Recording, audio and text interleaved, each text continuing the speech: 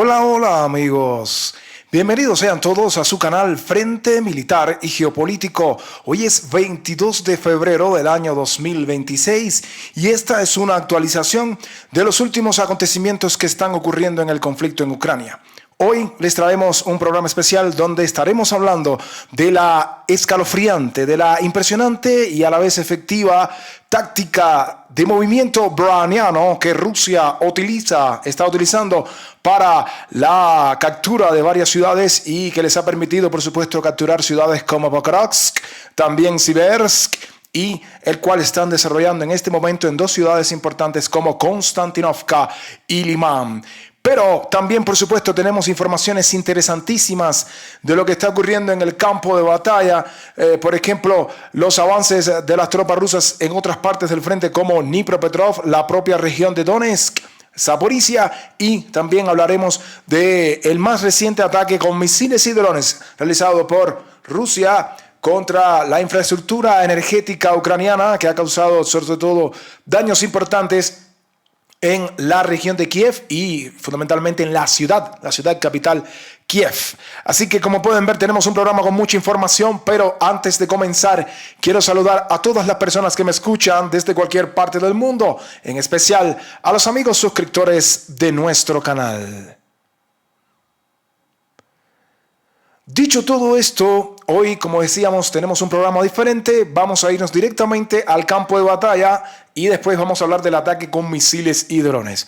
Vamos a irnos al campo de batalla, pero vamos a irnos exclusivamente a la ciudad de Konstantinovka, donde en estos momentos se están desarrollando fuertes combates entre las tropas rusas y el ejército ucraniano. Pero no son, digamos, combates como los que vimos o los que estamos acostumbrados a ver al principio de esta guerra, sino nuevas tácticas que en la era de los sensores, en la era de los drones, los ejércitos, en este caso el ejército ruso, ha tenido que aplicar y que les ha dado importantes resultados, como ya mencionábamos, por ejemplo en Pokrovsk, para la captura de la ciudad, también en Kuliapole, en la captura de la ciudad de Kuliapole, y en Siversk. Esta táctica que les voy a mencionar es una táctica que, debido a la necesidad actual de las condiciones de la guerra, pues Rusia ha tenido que estar aplicando. Y muchos la conocen, diferentes expertos, incluso los propios medios occidentales, la han conocido o la han llamado la táctica del movimiento browniano. ¿Por qué la táctica del movimiento browniano? Pues vamos allá, vamos a explicarles un poco.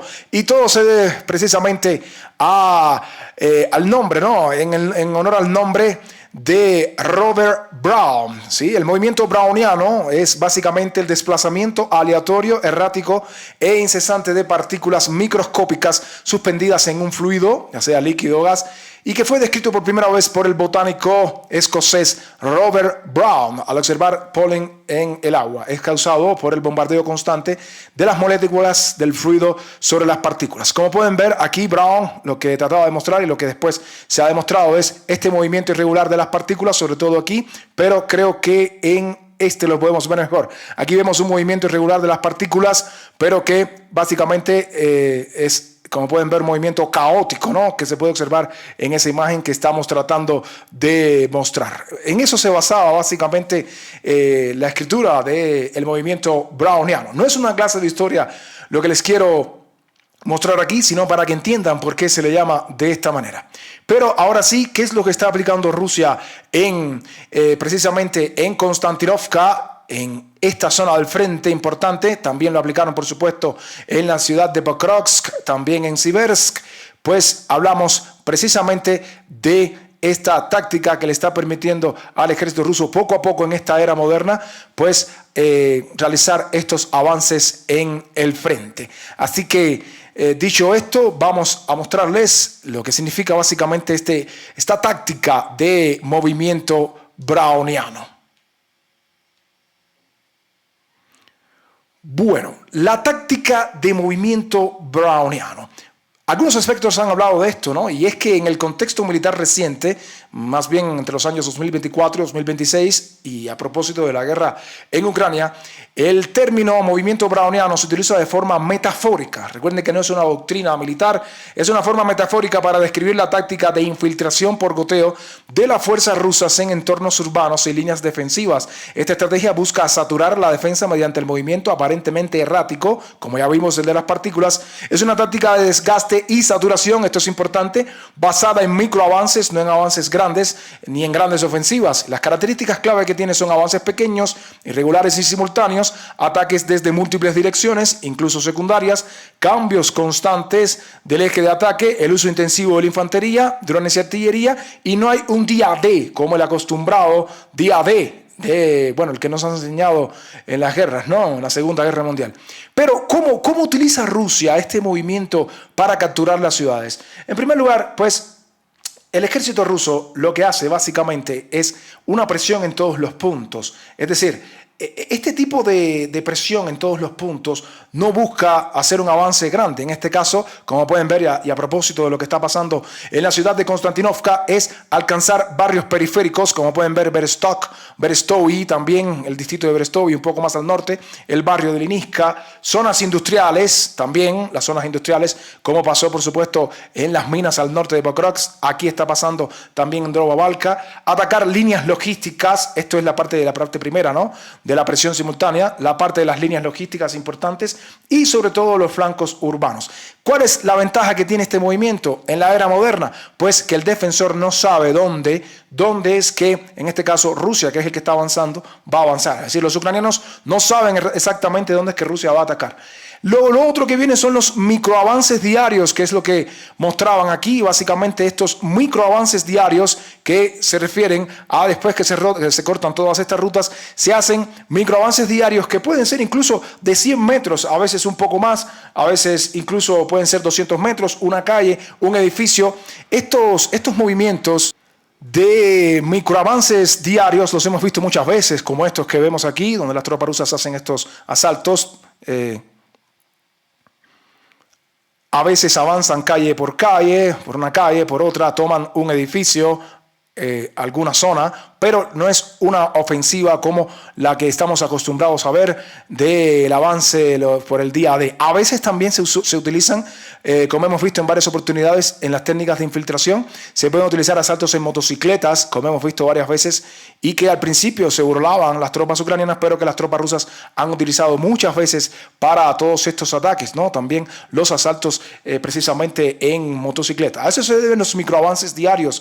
Posteriormente viene la saturación del mando enemigo. ¿Cuál es el objetivo de toda esta saturación del mando enemigo? Pues básicamente el defensor, en este caso los ucranianos, deben reaccionar a decenas de pequeños ataques donde se utilizan drones FPV constantemente, fuego de artillería que es intermitente y lo que provoca el agotamiento también y los errores y sobre todo la mala rotación de tropas, como hemos visto varias veces en nuestro programa. El tema del agotamiento y de los ataques con drones lo hemos visto muchas veces en la propia ciudad de Konstantinovka, donde el ejército ruso ha estado atacando constantemente, provocando precisamente esta fase, ¿no?, de la saturación que hemos visto. Les hemos mostrado muchísimas imágenes de esto y esto lo estamos mostrando en este instante, justo parte de lo que es la saturación como parte de la táctica del movimiento browniano, que repito, no es una doctrina militar, es una forma metafórica de llamar a lo que está haciendo Rusia en este momento. Sí es lento, es un poco más lento que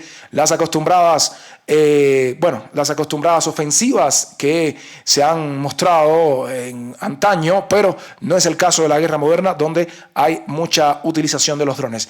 Ahora, como parte, digamos, final que mencionan estos analistas, tiene que ver con el encierro progresivo, que ya es la parte final y lo que hemos estado mostrando, ya después que se producen todos estos avances, bueno, básicamente se produce un encierro progresivo. Aquí pueden ver con estas tácticas brownianas comienzan a ser encerradas las tropas ucranianas en todas estas zonas. ¿Y qué provoca esto? La ciudad no cae por asalto frontal, no, nada de eso, sino que al cortar las rutas de suministro, como ya hemos visto, aislar los barrios, se crean pequeñas islas dentro de la ciudad que Rusia comienza a capturar, islas por aquí, otra isla por otra zona, sin llegar a controlar completamente un gran espacio de tierra, isla también por el norte, pues esto provoca precisamente que la ciudad cae casi por completo y una ruptura donde algunas de las tropas, por supuesto, tienen la oportunidad, en este caso ucranianas, tienen la oportunidad de retirarse, pero otras, como pueden ver, al crearse varias de estas islas, como estamos viendo aquí precisamente en Konstantinovka, quedan después estas islas completamente conectadas, algunas de las tropas quedan rodeadas, otras tropas tienen la oportunidad de huir, por eso hemos visto que no hay esa gran cantidad de tropas rodeadas, como por ejemplo en Pokrovsk. No se vieron muchas imágenes de tropas rodeadas, aunque sí se rodearon algunas tropas, pero algunas tropas tuvieron la oportunidad de huir y esto reduce, por supuesto, las pérdidas para el ejército ruso, que posteriormente logra capturar por completo la ciudad al unir todas estas islas donde estarían presentes las tropas rusas luego de aislar por completo y las fases anteriores de los desgastes. Son avances progresivos en la época de los drones, una época total donde se usa completamente los drones. Pero esto no termina aquí, queridos amigos, y es que diferentes analistas también han mostrado la información que básicamente en una serie de 4 fases interesantísimas, las tácticas del movimiento browniano pues se infiltran grupos no tan numerosos, apenas grupos entre 2 y 5 soldados, como pueden ver aquí, que es la primera fase, la infiltración de microgrupos, que ya la vimos. En lugar de grandes columnas mecanizadas, Rusia emplea células de 2 a 5 o de 3 a 5 soldados que se infiltran a través de puntos ciegos o defensas porosas. Aquí la parte de la infiltración dentro de las defensas porosas que se los mostrábamos en los videos anteriores. Estos grupos avanzan de forma independiente, a veces utilizando incluso infraestructuras civiles como tuberías, como las utilizadas en Avdiivka, en Kupiansk, en Pokrovsk, la famosa operación tubería, también en Kursk. Desmecanización y sigilo es esta fase a la cual se realizan ataques furtivos en moto y vehículos pequeños, quise decir, para eludir drones. Ya hemos visto los asaltos en motocicleta, lo hemos mostrado varias veces, estos asaltos del ejército ruso que fundamentalmente se realizan en motocicleta y que han sido efectivos y que el ejército ucraniano también los ha estado utilizando. Y para evadir esta vigilancia, pues constante de los drones, se ha reducido la dependencia de blindados pesados en el asalto inicial, optando por infantería o el uso de motocicletas y vehículos ligeros. Luego, como ya saben, en una tercera fase, aquí mostraba estos analistas, se realizan cientos de mini asaltos aleatorios para agotar al defensor, guerra de desgaste por microataques, se lanzan cientos de pequeños asaltos simultáneos durante meses, y esto es un punto importante, durante meses, aunque individualmente parezcan insignificantes o aleatorios, como el movimiento browniano, su efecto acumulativo es identificar debilidades, forzar el consumo de munición enemiga y crear bolsas de cerco progresivo. Aquí están las bolsas de cerco progresivo, tal y como habíamos mostrado y como está sucediendo en Konstantinovka. Adicionalmente, queridos amigos, viene el momento del aprovechamiento de condiciones adversas. Creo que en este punto todos recordamos estas imágenes de las tropas rusas entrando en Pokrovsk cubriéndose con la niebla, estas famosas imágenes que le dieron la vuelta al mundo, que parecían las imágenes de Mad Max. Y bueno, aprovechando precisamente la niebla, la densa niebla que cubría Pokrovsk en aquella época de finales de noviembre y principios de diciembre, finales de noviembre de manera general, pues las tropas rusas se infiltraban aprovechando por supuesto las condiciones climáticas en estas imágenes que le dieron la vuelta al mundo. Recordemos todas estas imágenes como parte también de la estrategia, preferentemente bajo niebla o mal tiempo, condiciones que anulan la óptica de los drones y facilitan el movimiento entre edificios y ruinas. Y por último, la táctica de la amoeba o la ameba, este microorganismo unicelular, al igual que el organismo que fluye alrededor de los obstáculos, estas pequeñas unidades rodean los puntos fuertes sin atacarlos directamente, forzando a los defensores a retirarse ante el riesgo de quedar aislados por la acumulación de tropas en su retaguardia. Es lo que habíamos dicho. Pequeños organismos unicelulares que, ante el riesgo de quedar rodeados, aprovechan las pequeñas brechas que dejan estas tácticas brownianas. Algunos sí pueden retirarse, pero otros no lo logran y quedan completamente rodeados. Y finalmente todo esto queda, al unir todas estas islas, pues la ciudad queda completamente bajo control total del ejército ruso. Pero es importante aclarar que como parte de esta táctica browniana que les hemos mostrado, la parte final, que es la táctica de la amoeba o de la ameba, donde pequeños grupos rodean puntos fuertes para aislarlos por la retaguardia, hay que tener en cuenta que no es una elección, y esto es algo importante que debo decir, Esta evolución responde a la necesidad de superar la transparencia del campo de batalla impuesta por la tecnología moderna de sensores y drones, donde cualquier concentración masiva de tropas es destruida rápidamente por artillería guiada. Quiero aclarar esto. En la época moderna del uso de los drones veo que muchas personas se desesperan y dicen, bueno, ¿y por qué Rusia no avanza más rápido? Es imposible avanzar con los avances y rodear esa gran cantidad de tropas como se hacía en la Segunda Guerra Mundial. Es algo imposible hoy en día. Con la presencia de estos drones, queridos amigos, es muy difícil, la verdad, lograrlo. Por eso hay que recurrir a estas técnicas o estas tácticas como hace Rusia de movimiento browniano. Rusia, para concluir, no captura ciudades con golpes rápidos, sino con un movimiento browniano militar. Cientos de microavances caóticos que acumulados asfixian al defensor hasta obligarlo a retirarse. Bueno, me parece que les ha quedado claro. Igual estamos dejando todas estas imágenes en nuestro canal de Telegram, por si las quieren consultar. Tácticas de movimiento browniano. Aquí estas imágenes del segundo, bueno, estos pasos del segundo analista. Y bueno, aquí por supuesto las imágenes también de, bueno, parte de lo que es la táctica de movimiento browniano que ha estado recurriendo Rusia, ¿no? Para poder realizarlo como parte de los avances en el frente y para capturar ciudades. Por cierto, se está realizando en Konstantinovka, pero también se está realizando en Limán, al norte, en la ciudad de Limán también.